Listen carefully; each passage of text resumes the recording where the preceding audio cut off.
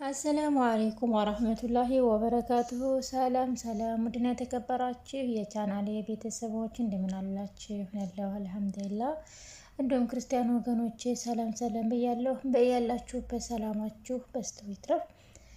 ለዚህ ቻናል አዲስ የሆናችሁ እንደተለመደው ሰብስክራይብ ማድረጋችሁን አትርሱ። ሼር ላይክ ያደረጋችሁም እንድታበረታቱኝ በአክብሮት ጠይቃለሁ። ዛሬም እንደተለመደው በአዲስ ቪዲዮ ተመልሼ መጥቻለሁ። የአባት ዕዳ በተሰኘ ፕሮግራም እስከ መጨረሻው አብራችሁ ትሆኑ ዘንድ በትህትና ጋበዝኳችሁ። ወይዘሮ አልማዝ እንግዲህ ባልታወቀ ሰው ተወጋሁ ብለው ተናግረዋል። ምክንያቱም ማንነቱን እንዳትናገሪ ተብላ ስለተጠነቀቀች ፈርታለች፣ አልተናገረችም። ማን እንዲያስፈራራት፣ ማን እንዲያፈናት፣ ማን ሊገላት እንደሞከረ አልተናገረችም። እንግዲህ አደጋው ደርሶባት በተኛችበት ሰዓት ልጅየዋ አልሰማችም ነበረ። ደንግጣ ተውጭ ሩጣ እናቴ እማዬ እያለች እየሮጠች ስትመጣ አባትና እናቷ፣ እናትየዋ ተኝታለች፣ አባትየው ቁጭ ብሎ ፀጉሯን እያሻሸ ነበረ። እንደ ምን ሆነሽ ነው እናቴ በሰላም ነው ስትላት፣ እናትየዋም የእውነት አንቺ ለእኔ እንደዚህ ተጨንቀሽ ነው ለእኔ አስበሽ ነው ስትላት፣ ልጅየዋ ደነገጠች። አባትየውም እንዴ አልማዝ ምን ሆነሽ ነው? ለምንድን ነው እንደዚህ የምታያት? ልጅሽ እኮ ናት፣ ለምን አታስብልሽም? ተይ እንጂ አለቻ አለ አባትየውም። ልጅየዋም ልክ እንደ ዱሮ አይደል ብላ ወደ ራሷ ሰብሰብ አለች። ተይ ልጄ እንደዚህ አትበይ፣ አንቺ እኮ ከልጅነትሽ ጀምሮ በጣም ሩህሩህ ልጅ ነበርሽ፣ ከሰው ለሰውም ለእንስሳም የምታስቢ መልካም ልጅ ነበርሽ አላት። ልጅየዋም ነበርሽ አይደል ብላ የተጸጸተች ትመስላለች። ምናልባትም አሁን ያለችበትን ስነ ምግባሯን አልወደደችውምም ትመስላለች። አይ አባቴ፣ ሁሉም ነገር እንደ ድሮ አይሆንም፣ ወደኋላ መመለስም አይችልም፣ ያ ጊዜ አልፏል አለችው። ተይ ልጄ እንደዚህ አትበይ፣ ወደ ራስሽ ተመለሽ ብሎ አባትየው ወሬ ሲጀምር ልጅየዋ አባቴ በቃ አሁን መጨቅጨቁን አቁምና ትላንትና ማታ ምን እንዴት ተፈጠረ ንገሩኝ አለቻቸው። እናቴ ምን ሆነሽ ነው? ማን ነው እንደዚህ ያደረገሽ ብላ እናቷ ልጠይቃት ብትሞክርም እናትየዋ ግን ወደኋላ መለስ ብላ ያደረጓትን ያሰቃዩትን ስቃይ ካሰቃየች በኋላ ካስታወሰች በኋላ አይ ልጄ ምንም አልሆንኩም፣ በቃ እንደዚሁ ነበረ፣ የሆነ ነገር ተፈጥሮ ነበር፣ ምንም አልሆንኩም ብላ ደበቀች፣ አልተናገረችም። አባትየውም እኔ እንጃ ልጄ ብቻ ባንቺ አስፈራሩኝ፣ ምንም ነገር እንዳልናገር ዝም እንዲልም አደረጉኝ፣ ባንቺም አስፈራሩኝ አለ። እንዴ ማለት እንዴት ብላ ልጅቷም ተደናገጠች። እኔ እንጃ አላቅም፣ እንዴት ብን ያስፈራሩሃል አለችው። እና እናቴ ምን ሆና ነው? አንተ የምታውቀው ነገር የለም ብላ ስትጠይቀው እኔ አላቅም፣ ከውጭ ስገባ ቤት ውስጥ ብቻዋን ወድቃ ነው ያገኘኋት አለ። ሚኪ እንግዲህ ለፍቅረኛዋ ለቢኒ ደብዳቤ እየጻፈች ነበረ። ተደብቃ እያጮለቀች ስታየው ነበር። በሱ ፍቅር ስክር ብላለች። ብቻ ግን ቢኒም በሆነ ነገር ተወጥሮ ከሚኪ እየራቀ ነው ያለው። ምክንያቱ ምን ይሆን? የሚያስፈራራው ሰውስ ማን ይሆን? እናም ሚኪ ለፍቅረኛዋ ለቢኒ ደብዳቤ እየጻፈች እንዲህም አለች። በዚህ ዓለም ውስጥ ያለኝ ነገር ሁሉ አንድ ሰው ቢኖር ቢኒ ብቻ ነው። የምኖረውም ለእሱ ፍቅር ብቻ ስል ነው። ነገር ግን እሱ ይህንን ፍቅር እየተረዳኝ አይመስለኝም እያለች ብቻዋን እያነበነበች ቢኒ ገባ። ምን ሆነህ ነው? ምን ሆነህ የተደነጋገጥከው ብላ ጠየቀችው። ብቻ በድጋሚ ጮኸባት ወደ ክላስ ገባ። ሲላ ምን ሆኖ ነው? ቆይ ምን አጥፍቼ ነው? ምን አረኩ አሁን ደግሞ ብላ ራሷን መጠየቅ ጀመረች። ሮቤል ለልዕልት ደወለላትና ሀሎ አለችው። ሀሎ እባክሽን አሁን ቶሎ ነኝ፣ እኔ ላንቺ ብዬ ማልወጣ ወዳ ውስጥ ገብቻለሁኝ፣ እባክሽን ቶሎ ድረሽልኝ አላት። እሷ ግን እያላገጠችበት ይመስላል። ምንድን ነው የምትለው እያለችም አሸፈችበት። ጆሮዋ ላይ እያለ ስልኩን ዘጋችበት። ቆይ አንላቀቅም አገኝሻለሁ እያለ ስም ዛተባት። ልዕልትም ከቢኒ ጋር መታረቅ ትፈልጋለች። እናም ከቢኒ ከኋላ እየተከተለች ነው ያለችው። ሚኪ እና ቢኒን ለማለያየት የቻለችው ነገር ሁሉ እያደረገች ነው።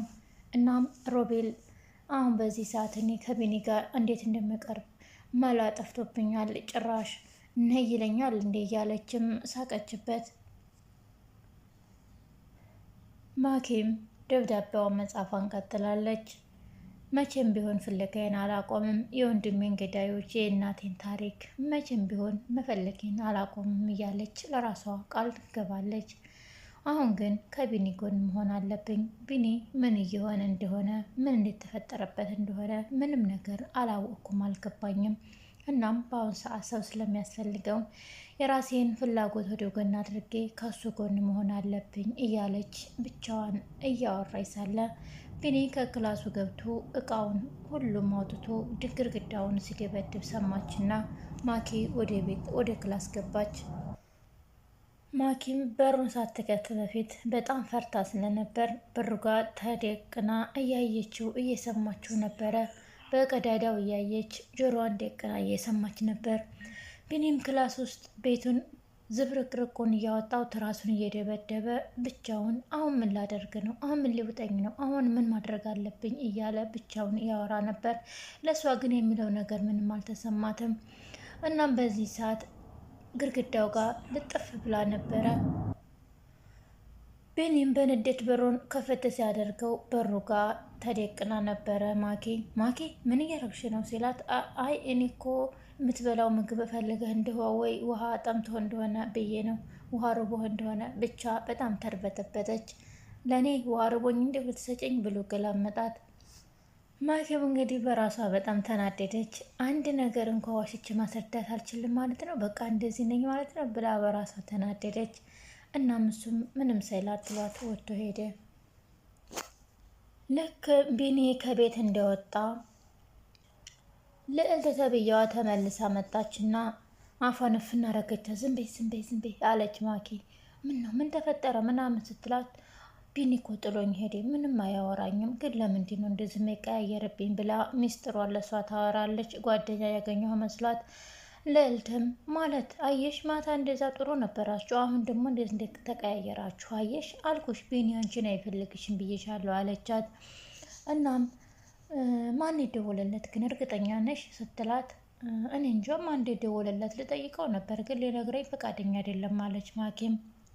ልዕልትም ርምቃ ነው ያለው ስትል ማን ምን አልሽኝ አለች። አይ በቃ ተይው መስሎኝ ነው ብላ አጠፋፋችባት። እናም እኔ እንጃ ብቻ የተፈጠረውን ነገር አላውቅም፣ ግን በገንዘብ ጉዳይ ይመስለኛል በጣም እየተጨናነቀ ነው ቢኒ ሰሞኑን አለች ማኪም። እኔ እንጃ እስኪ የሚስተካከል ነገር ከሆነ እኔ አስተካክላለሁ ብላ ወደ ቢኒ ጋር ገባች። ልዕልትም ቢኒም ከመስተዋቱ ጋር ቆሞ ነበረ። ልዕልት ነኝ አለችው ከኋላ ቆማ። አቅሻለሁ አውቃለሁ አላት። እንዴት ስገባ ላየኸኝ እንዴት አወቅ ስትለው ልዕልት ናት እንደፈለገ የበር ከፍታ የምትገባው ሌላ ሰው ሊሆን አይችልም አለ። እሺ ለምን መጣሽ ልዕልት ለምን መጣሽ ብሎ ሲያፋጥጣት ምን ያክል ገንዘብ ነው የምትፈልገው አለችው። ማለት እንዴት ተደብቀሽ ትሰሚ ነበር ማለት ነው አላት። እሱም በቃ ሰምቻለሁ፣ በዛም ሰማሁ በዛም ብቻ ሰምቻለሁ፣ ስለዚህ የሚያስፈልግህን ገንዘብ ንገረኝና ልርዳህ አለችው። እሷም ለምንድን ነው የምትረጂኝ አላት። ስለምወድህ። ምን አልሽኝ አላት። እንደዚህ እንዲልህ ነው አይደል ፈለግከው አለችው። በቃ እኔ የምፈልገው የምረዳህ የምፈልገው ልትጨነቅ ስለማልፈልግ ስትጨነቅ ማየት ስለማልፈልግ ብቻ ነው አለችው። ልዕልትም እሺ እርግጠኛ ነሽ ለዚህ ብቻ ነው የምትረጂኝ አላት። አዎ መነኝ ምንም ችግር የለውም፣ ደግሞ እኮ ሰርተህ ትመልስልኛለህ በነፃ አይደለም የምረዳህ አለችው። እና ደግሞ ማኪ በጣም ስትጨናነቅ ስላየኋት ለእሷም ብዬ ነው የማግዝህ ብላ በማለት አሳመነችው። ቢኒም እንግዲህ ስለጨነቀው ተስማማና እሺ በቃ መልስልሻለሁ የሚበደር ራሱ ከሰጠሽኝ ችግር የለውም ብሎ ተስማማ በሀሳቧ። ከዛ ውጭ እንገናኝ ብለው ተቀጣጥረው ወጡ። ብቻ ግን ማኪ እንዳታውቅ አደራ ብሎ አስጠነቀቃት። ውድና የተከበራችሁ የቻናሌ ቤተሰቦች እንግዲህ ቢኒያምና ልዕልት ተቀጣጥረዋል። ውጭ ሊገናኙ ነው። ብሩን ይቀበላት ይሆን ወይስ አይቀበላት ይሆን? እንግዲህ በቀጣይ ቪዲዮ የምናየው ይሆናል። ለዚህ ቻናል አዲስ የሆናችሁ እንደተለመደው ሰብስክራይብ ያደረጋችሁ ቤተሰብ ሁኑ። ነባሮቹም ሼር ላይክ በማድረግ አበረታቱኝ። አብራችሁኝ ስለሆናችሁ ከልብ አመሰግናለሁ። በያላችሁበት ሰላማችሁ ይብዛ። ባይ ባይ።